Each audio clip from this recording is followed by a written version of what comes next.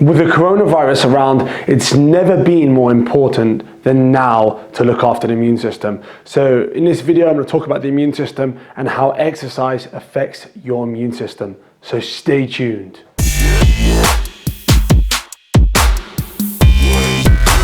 What is going on, and welcome back to yet another video. This ties in nicely with the last video I did on stress and muscle building. If you haven't watched that video yet, click above to watch that now and then tune back into this video, or you can watch it at the end, it doesn't really matter. So we all know that exercise can boost your immune system, right? I mean, that's what we're told anyway. But that really does depend. It depends on a few factors. So the main job of the immune system is to identify foreign invaders, such as toxins, pathogens, bacteria, and viruses that do not belong to us and that can potentially do us some harm. There are such things as stressors, which are not viruses, that can have an impact on the immune system. And there are two main branches of the very complex immune system. So branch one, our innate immune system. This is our body's first line of defense.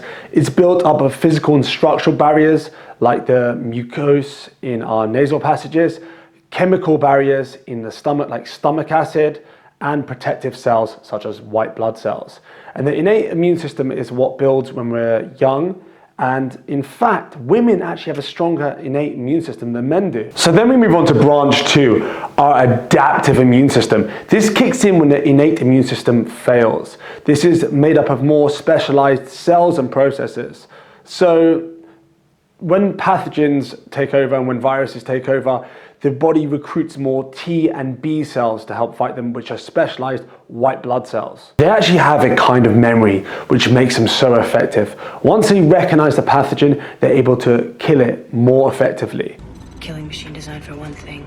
So when they talk about building immunity, they're actually talking about strengthening our adaptive immune system. And the reason kids get sick more than adults is because they're not really exposed to the same pathogens we've been exposed to. So what effect does exercise have on our immune system? That depends on the exercise duration, intensity, and frequency. The J-shaped curve you can see on screen right now shows that as exercise intensity increases, so does the risk of infection. It also shows that no exercise is linked to higher rates of infection than some exercise. A prolonged intense exercise session, such as like a marathon, actually suppresses the adaptive immune system for up to 72 hours.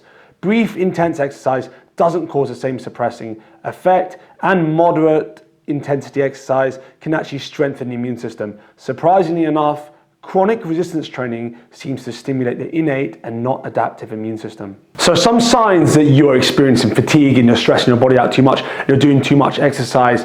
I mean, if you're getting the common cold a lot easier, if your grip strength is going, you can't sleep at night, your strength is diminishing, and even if you're losing size, but you're doing everything else right, then that's a good sign that you're putting too much stress on your body through training. But I always recommend the first thing to do is look at diet. Are you giving yourself the right macronutrients to recover? Are you having enough protein? Are you having enough carbs? Are you having enough fat? Do they meet your goals? If you're trying to build muscle, you need to make sure you have enough protein and make sure you have enough calories overall. If you're cutting and you're in a calorie deficit for too long, this can happen quite easily as well.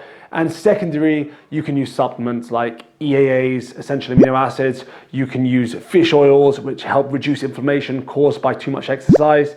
You can take vitamin C, zinc. Those all will significantly help you recover between exercises. You can do stuff like cold immersion as well, cold water immersion. You can do sauna treatment. There's loads of stuff you can do. And I mentioned a breathing method, which I do after every exercise. It's like an inversion. So I'll put my legs up against the wall and I'll do the box breathing, as I mentioned in my last video. So I'll do that for 3 to 5 minutes, and then that will bring me back into a parasympathetic state and actually speed up recovery. It will start the recovery process from there and then. So if you enjoyed this video, you found it informative, give it a massive thumbs up. I'm trying to do a few more shorter videos in hope that I'm actually going to produce more content more frequently. And yes, that is the goal. That is the goal. Definitely some food videos coming your way. I just need to get my head around doing it, and with everything going on right now, it's pretty crazy. I've transitioned all my coaching to online, which has been crazy, but very, very, very exciting at the same time.